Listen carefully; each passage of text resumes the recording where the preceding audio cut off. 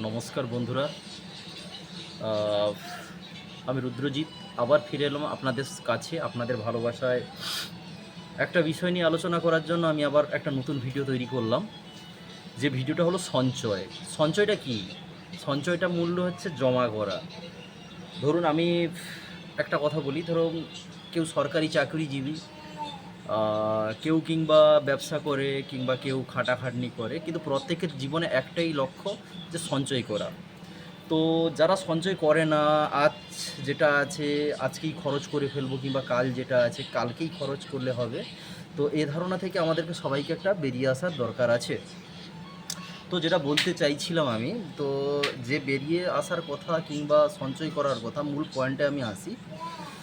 সঞ্চয়টা মূলত মানসিকতা থেকে গড়ে ওঠে। কোন মানসিকতা?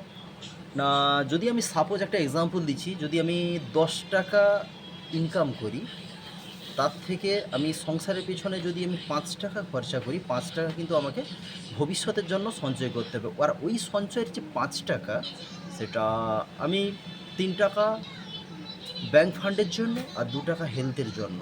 কারণ বর্তমান যুগে হেলথ ইস্যু মানুষের থাকে, তার জন্য প্রত্যেক মানুষের একটা হেলথ ইন্স্যুরেন্স অবশ্যই দরকার, অবশ্যই লাগবে। তো মূল পয়েন্টে আসি।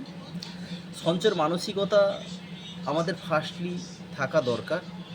এবং এবং সঞ্চয়ের যে মানসিকতা, আজকে আমি যদি 2 টাকা জমাই, কালকে 5 টাকা জমাবো, তারপর দিন 10 টাকা জমানোর চেষ্টা করতে হবে। এইভাবে আমাদের সঞ্চয়ের মানসিকতা একটা আমাদের মধ্যে ক্রিয়েশান হয়। তো এই মানসিকতা যতদিন না মানুষের মধ্যে গড়ে উঠবে, ততদিন সঞ্চয় থাকবে না।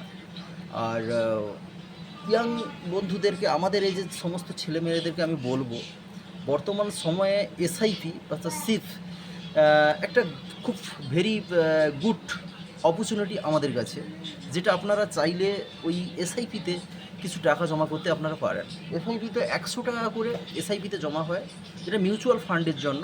মিউচুয়াল ফান্ডের আন্ডারে ওই এসআইপিতে আপনি যা জমা করবেন, সেটা আপনি রিটার্নও পেয়ে যেতে পারেন। তো কবে রিটার্ন পাবেন আপনার উপর ডিপেন্ড করছে। যে কোনো মুহূর্তে আপনি তুলে নিতেও পারেন, কিন্তু আবার লং টাইমের জন্য যদি আপনি করেন, একদিন আপনি যথেষ্ট বড় হতে পারবেন। তো আবার একটাকে দেখছি যে আমাদের গ্রামগঞ্জের দিকে মা কাকিমা ঠাকুমারা একটা ছোট্ট লক্ষ্মী ভাণ্ডার সিস্টেম আছে, যেখানে ওই লক্ষ্মী ভাণ্ডারে কি 5 টাকা কিংবা 10 টাকা করে জমালে বছর শেষে একটা ভালো অ্যামাউন্ট পাওয়া যায়, যেটা ভালো কাজে আপনি ইনভেস্ট করতে পারেন। তো সবশেষে আমাদের একটাই কথা বলার, যে মূল কথা হচ্ছে মানসিকতা। ওই মানসিকতাটা যদি আপনার থাকে, তো আপনি সঞ্চয় করতে পারবেন।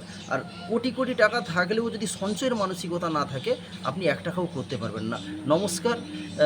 এই সংক্ষিপ্ত আলোচনার জন্য আপনাদের কাছে আসা। আপনারা আমার ভিডিওটা দেখবেন, লাইক করবেন, সাবস্ক্রাইব করবেন, এই আশা রাখছি। নমস্কার, ভালো থাকবেন সবাই।